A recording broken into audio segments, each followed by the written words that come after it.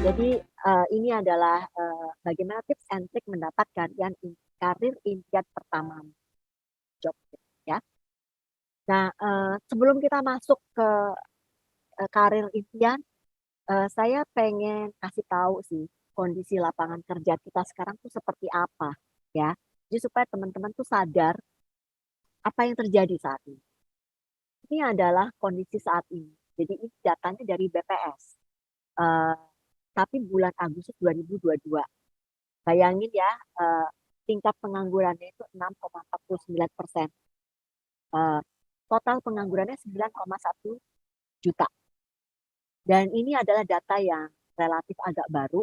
Jadi kalau ini data BPS Agustus 2022, ini adalah kenyataan yang terjadi akhir-akhir ini. Kali PHK perusahaan tech. Karena kalau dulu perusahaan tech cara berpikirnya itu lebih ke arah apa namanya growth, pertumbuhan paling banyak user. Sekarang mereka sudah berpikir untuk ke arah produktivitas, berapa salesnya, berapa return on investmentnya. Makanya akhirnya mereka cutting employee.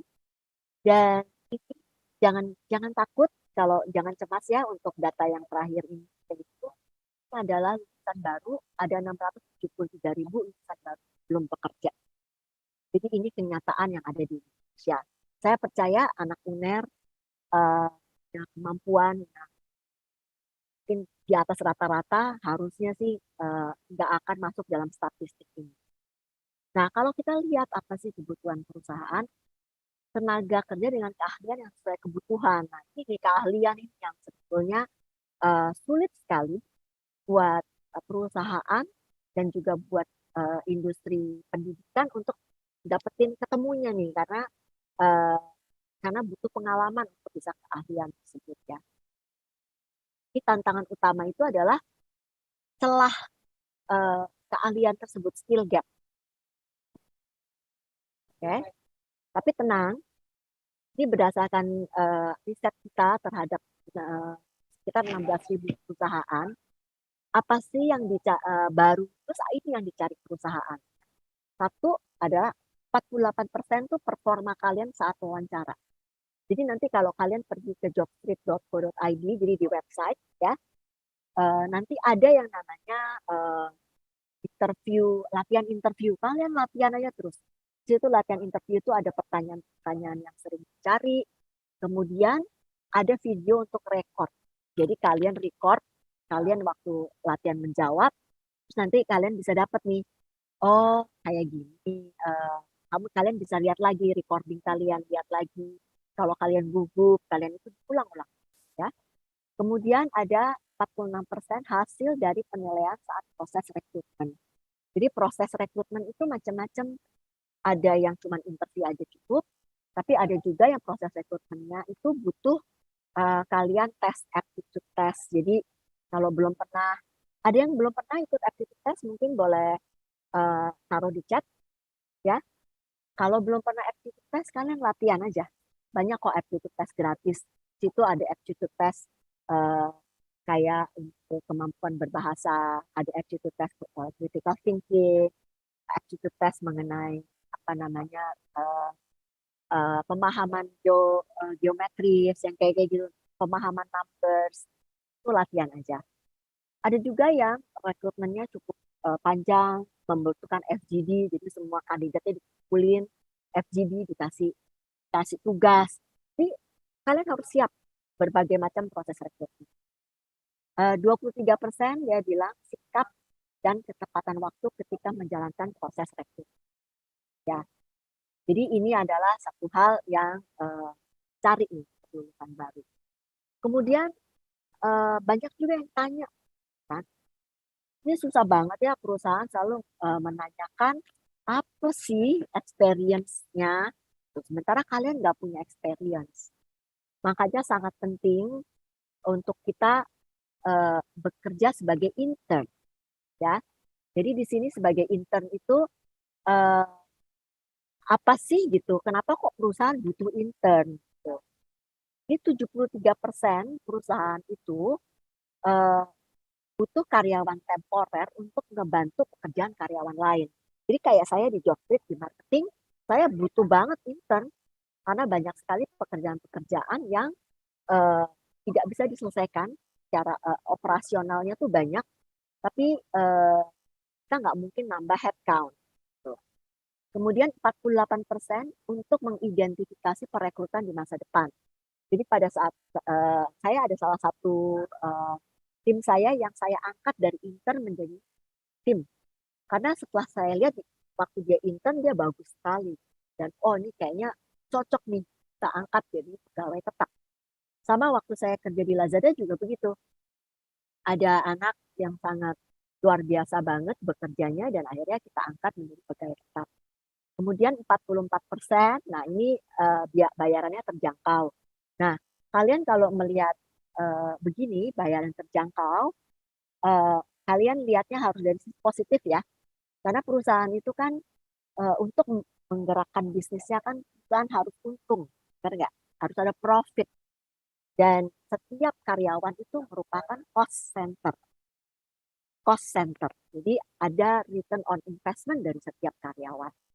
Nah, kalau dengan intern, biaya lebih terjangkau karena tidak ada aturan khusus untuk intern. Sementara dari sisi internnya sendiri, mereka juga mendapatkan ilmu-ilmu dengan bekerja secara langsung. Jadi berpikir secara positif, jangan berpikir bahwa perusahaan itu uh, banyak tuh yang di internet tuh apa di sosial media, aduh saya diperbudak, saya ini, saya itu. Uh, Pakai pola pikir atau mindset positif bahwa kita sebagai intern mempelajari ilmu baru dan juga ya, experience yang sangat berguna dan bisa ditaruh di CV. Terutama nanti kalau kalian kalau naruh CV itu taruh gitu, oh sebagai intern saya berhasil meningkatkan ini menjadi ini sekian persen, pertumbuhan X persen. Jadi ada hasil. Ya. Oke. Ini, aduh seharusnya saya masukin polling tapi ya udah telanjur deh. Coba tolong jawab di chat, apakah kamu yakin keahlian kamu mampu bersaing? Ada yang bisa menjawab di chat, yakin apa nggak yakin?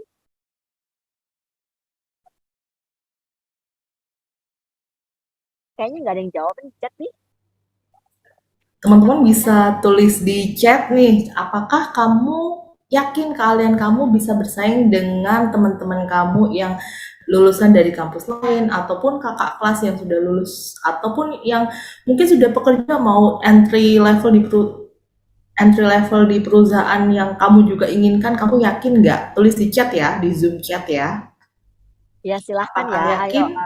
Ini salah satu juga nih, apa namanya, salah satu juga yang jadi concernnya dari kita nih, yang user. Banyak sekali apa anak-anak yang masih intern, masih baru tuh pasif banget gitu. Jadi nggak engage.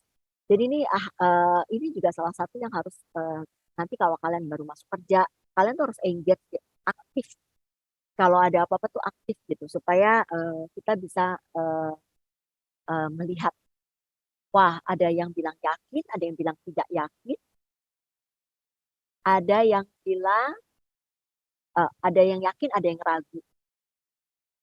Mungkin Putri Ajeng bisa kasih tahu saya kenapa kok ragu dan Muhammad Agus Salim juga bisa chat saya kenapa kok yakin. Jadi itu mungkin bisa jadi pembelajaran buat kita semua. Di chat aja ya. Nanti saya balik lagi ke situ. Oke? Silakan Putri dan Agus. Nah, saya udah keliling beberapa universitas, sayangnya saya nggak bisa ke Surabaya. Banyak sekali yang yakin tuh mereka juga punya alasan sendiri karena mereka ternyata sudah bekerja, jadi sambil kuliah sambil kerja, jadi dia yakin. Sementara yang ragu itu karena eh, kebanyakan memang karena memang tidak memiliki pengalaman kerja sebelumnya atau tidak memiliki pengalaman berorganisasi sebelumnya. Chat aja ya. Oke, saya akan lanjutkan. Nah, kalian tadi lihat ya, kalian bersaing dengan begitu banyak orang. Tentunya harus ada skill yang pas untuk bisa memenangkan persaingan ketat. Karena jangan salah, kalian udah masuk kantor aja masih bisa kalian tidak lulus probation. Jadi kadang-kadang perekrut itu juga terima kasih ya Putri dan juga Agus ya. Oke. Terus jawabannya mirip kan? Agus karena dia juga sudah punya pengalaman, sementara dari Putri merasa bahwa keahlian yang dimiliki adalah masih parity, masih sama standar ya. Jadi memang itu memang kenyataan yang ada sekarang. Nah, kenapa? Oleh karena itu kita perlu punya skill juga selain hard skill yang kalian sudah miliki dari pembelajaran di kuliah. Sebetulnya apa sih skill yang perlu benar-benar ini minimum lah basic skill. Kalau menurut World Economic Forum ada 10, tapi ini saya bawa 6 aja. Satu adalah effective communication. Apa sih komunikasi yang efektif itu apa sih gitu. Salah satunya bagaimana kalian menyampaikan sesuatu secara terstruktur. Jadi selalu ingat 5W 1H itu kayak paling umum banget sih. Apa sih yang kamu mau omongin? Benar-benar apa sih? Oh, saya mau ngomongin mengenai produk A. Eh, Produk A tuh cocoknya untuk siapa? Who-nya siapa? Targetnya siapa? Kemudian why? Why produk A? Kenapa harus ke target yang who tadi? Gitu kan? Where? Kemana ya kita bisa memasarkan produk itu? How? Bagaimana cara kita memasarkannya? Jadi komunikasi juga distruktur seperti 5W1H. Ini ada problem what? Ada problem why? Segala macam. Jadi harus terstruktur. Itu bisa dibalik-balik ya, selama itu terpenuhi. Kedua adalah kemampuan untuk mendengarkan. Sering sekali kita tuh sibuk dengan pikiran kita sendiri, atau kita sibuk mau menjawab atau mau menentang orang lain. Jadi kita nggak punya active listening. Karena kalau kita mau active listening, kita dapat ilmu baru, kita juga mendapatkan persepsi dari lawan bicara kita. Jadi ini salah satu yang wajib kalian pelajari. Kedua adalah get it done mentality. Apapun kerjaannya, seberat apapun, sesusah apapun, nggak boleh nyerah. Dan kalau nggak ngerti tanya, nggak ngerti tanya. Tapi bertanya itu nggak boleh kosong. Bertanya itu harus sudah kalian usahain. Kalian udah tahu apa yang mau ditanya. Kalian udah tahu saya sudah melakukan ini tapi ternyata gagal. Jadi saya minta masukan atau saya punya solusinya, tapi solusinya benar nggak? Jadi dan mentality itu seperti itu. Jadi menyelesaikan tugas tapi dengan kualitas baik. Kalau nggak ngerti tanya ya, cari mentor. Emotional intelligence. Jadi ini kemampuan untuk menilai dan mengatur emosi ya. Jadi artinya kalau dikritik, omel, nggak semua orang bisa selalu manis. Kadang-kadang kalau sama saya jutek gitu ya. Nggak selalu saya bisa manis sama semua orang. Jangan emosi, tenang. Karena kalian harus ngatur benar emosi kalian. Ya. Kemudian juga membangun relasi positif. Jadi kalau kalian merasa bahwa oh yang kamu marahin itu salah, harus bisa mengkomunikasikan secara efektif. Ini loh kejadiannya, ini faktanya, kemudian barulah ini feeling saya. Jadi jangan dicampur antara feeling dan fakta ya. Kemudian learning dan innovation. Jadi keinginan untuk terus belajar dan inovasi. Kalian bayangkan marketing zaman dulu itu cuma ada TV aja. Kalau saya nggak belajar digital, saya nggak belajar hal-hal baru di dunia digital dan teknologi, itu saya udah ketinggalan. Inovasi itu juga harus dilakukan. Kalau dengar inovasi, jangan takut, inovasi nggak selalu besar. Inovasi itu kadang kecil, tapi dampaknya bisa besar. Jadi misalnya inovasi, cara kita berkomunikasi dengan konsumen. Kalau yang tadinya, ini saya asal aja ya, tadinya manggilnya Mas, jadi manggilnya Kak. Ternyata engagementnya beda kalau kita manggil Mas sama manggil Kak. Yang kekinian Kak gitu, kayaknya nggak ada orang panggil Mas lagi. Nggak apa-apa. Jadi inovasi can be very small. Of course inovasi yang besar kayak menemukan baterai listrik kayak ya itu beda lagi ya. Kita nggak usah ngomongin yang besar-besar, tapi every single thing ada inovasi. Kemudian cultural adaptability, jadi kita harus mampu beradaptasi dengan budaya di perusahaan tersebut, dengan lingkungan yang berbeda. Dan kalau kalian tidak mampu beradaptasi atau kultur di perusahaan tersebut sangat bertentangan dengan nilai-nilai yang kalian anut, ya, kalian bisa sampaikan atau ya sudah, kalian harus cari organisasi lain karena jangan sampai ngomong jelek di belakang. Jadi ada marah-marah lah, ada kesel, ngambek, jangan. Ya udah, memang nggak cocok. Kalau nggak cocok ya nggak cocok. Kalian pindah karena kultur perusahaan itu sudah dibangun bertahun-tahun. Kemudian adalah creative problem solving, jadi kemampuan untuk berpikir kritis, bisa memberikan ide, memecahkan masalah dengan baik. Oke,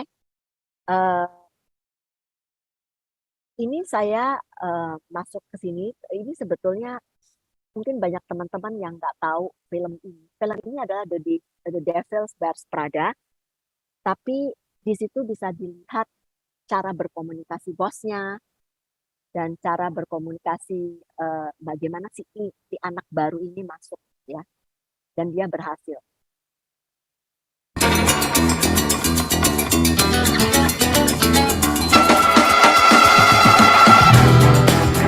You have no style or sense of fashion. I think that depends on what you're... No.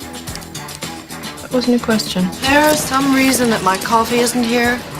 Has she died or something? I don't understand why it's so difficult to confirm an appointment. No, I'm so sorry, Miranda. I actually did confirm last Details of night. your incompetence do not interest me. Hey. Breakfast, here are my eggs. Here, where are my eggs? On the lingerie shoot. On my car. Laura Madison. Get us a reservation for dinner. Thank you. Notes delivered today. Where is everyone? Why is no one? If you don't have that Harry Potter book by then, we don't. Ridiculous, Andrea. Everybody wants this. Everybody wants to be us.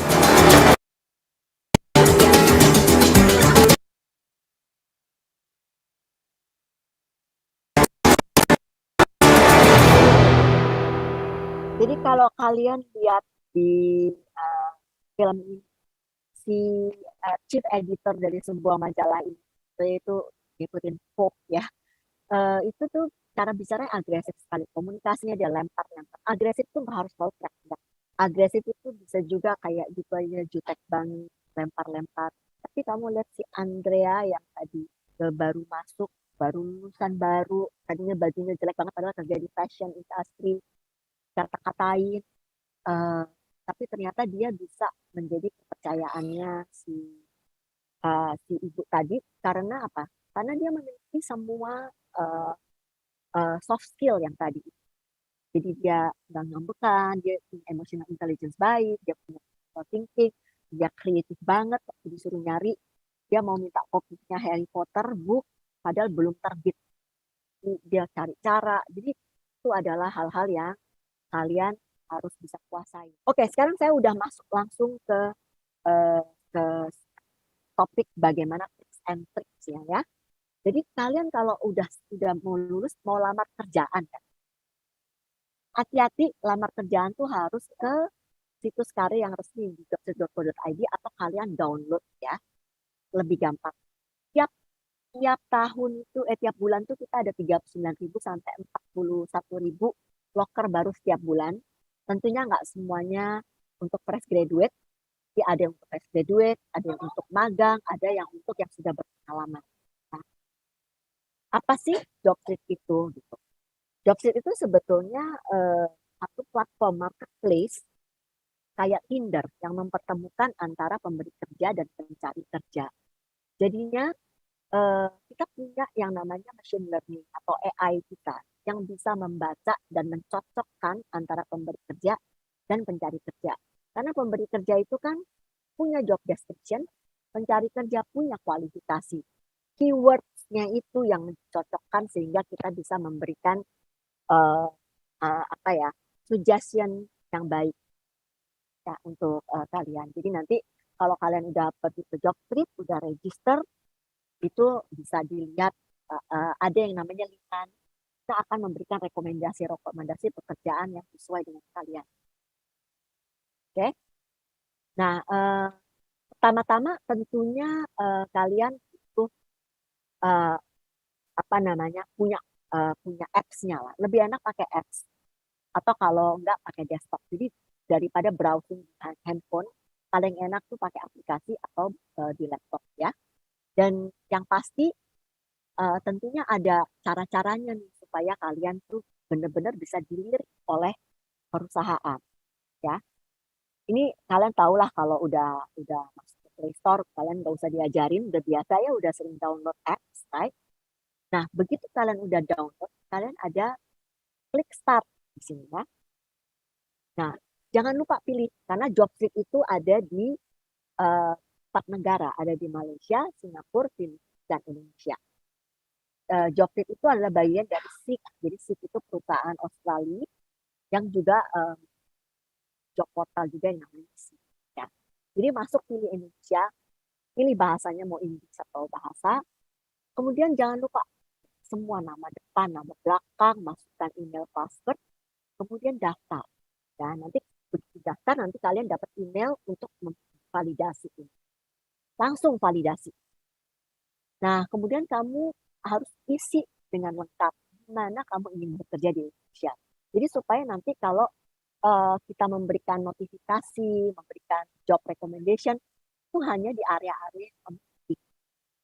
Yang pekerjaan apa yang kamu inginkan juga dipilih ya. Jadi supaya mestinya bekerja dengan baik. Terakhir, berapa kisaran gaji kamu? Kalian juga pilih yang benar. Kalau emang belum pernah kerja, pastinya 0. Ya. Kemudian selangkah lagi loh untuk pekerjaan itu. Dan langsung menyusuri lowongan. Nanti setelah selesai daftar akan dibawa ke rekomendasi pekerja. Dan kalian juga bisa mulai cari-cari loker di sini. Jadi kalian cari lokernya diklik aja, cari. Kalau udah cari, keluarlah ini. Kalian taruh aja kursornya di sini, nanti bisa lihat, bisa ada pilihan spesialisasi. Kalian bisa ketik atau bisa spesialisasi di sini. Dan di situ ada icon filter juga, jadi bisa filtering yang sesuai.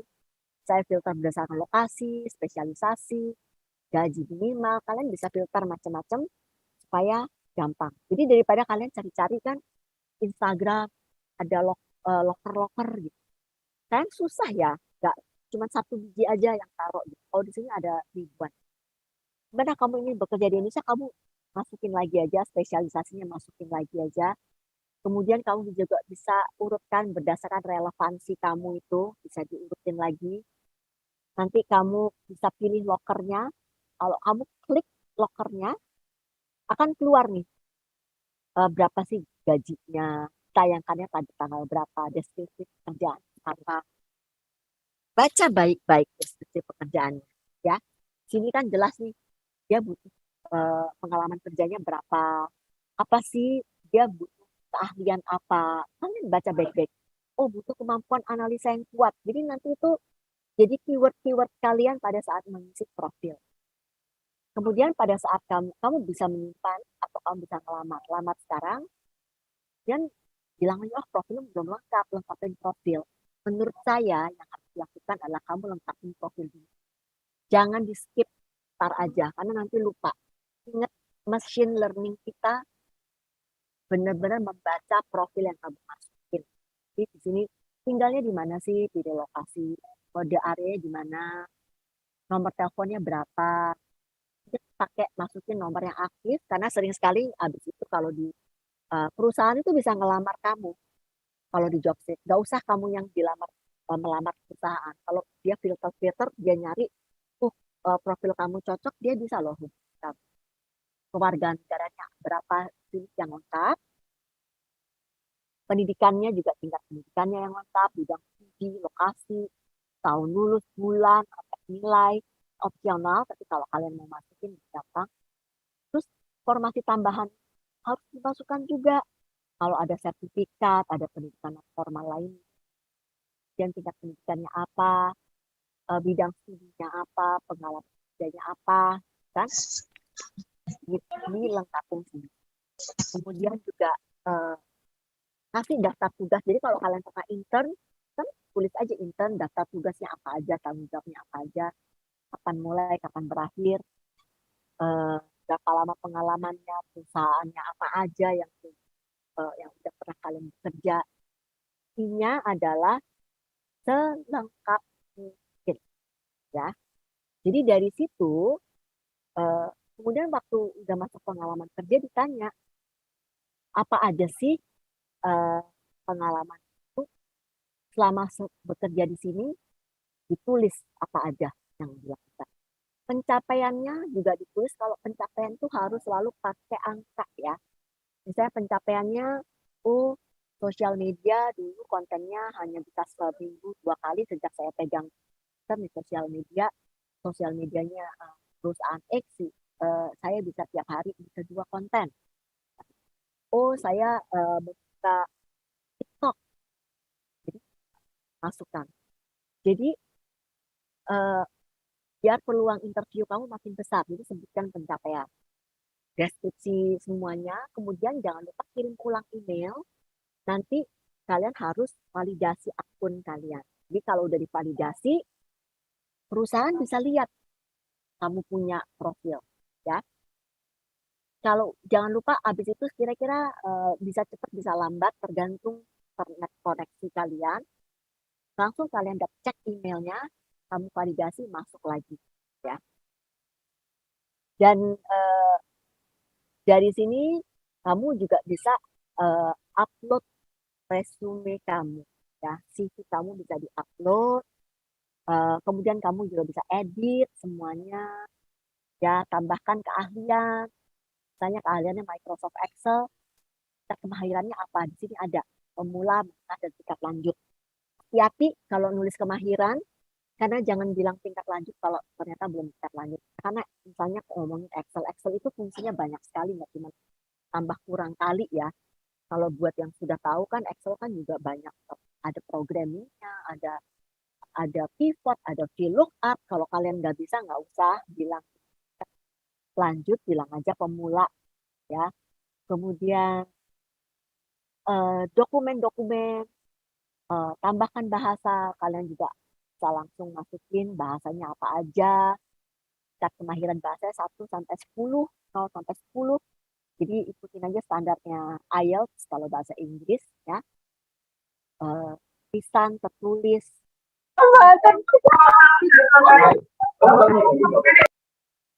Oke. Kemudian ada pilih dokumen kamu yang ada di unggah, jadi unggah lagi aja semuanya. Kemudian ini sering sekali kalau kalian melamar di perusahaan, ada perusahaan-perusahaan yang punya 5 pertanyaan khusus. Kamu jawab. Karena perusahaan-perusahaan itu ujung-ujungnya filternya bukan dari CV yang kamu unggah, tapi dari bagaimana kamu menjawab pertanyaan. Jadi lihat-lihat aja. Ada juga perusahaan yang nggak punya perusahaan, nggak punya 5 pertanyaan. Jadi ini pertanyaannya masih bisa macam-macam sih. Berapa notice yang required for current employee? Jadi berapa lama sih resignation notice-nya? Terus kamu mau nggak untuk ada pre-employment background check? Untuk beberapa posisi tertentu selalu ada background check. Jadi kayak saya waktu masuk Lazada sebagai tim marketing tuh ada, Lazada itu meng-hire satu perusahaan untuk background check saya. Saya masuk Jobstreet juga begitu, ada perusahaan yang di-hire oleh Jobstreet khusus untuk cek background saya. Jadi ini semua kamu isi, ya. Jangan lupa kalau kalian bilang, are you willing to undergo pre-employment background check? Iya, Dadah guys.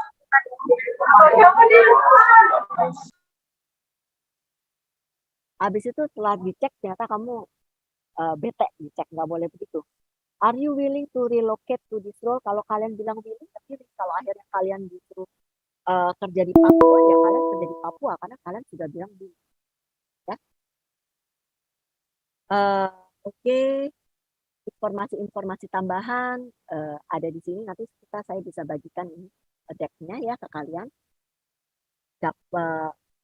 Dapat panggilan interview, jangan lupa kalian harus selalu memantau email kalian atau kontak kalian. Ya. Ini ada yang namanya visibilitas profil. Dapat dicari dengan informasi kontak.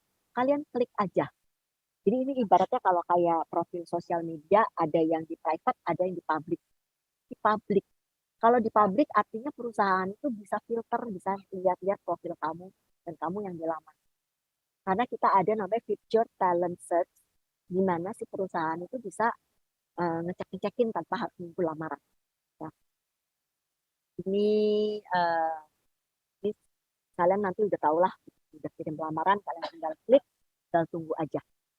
Ya, nanti kalian akan dapat informasi, lamaran kamu udah dibuka loh sama perusahaan. Atau kalau nggak ada informasi apa, berarti nggak ada ya.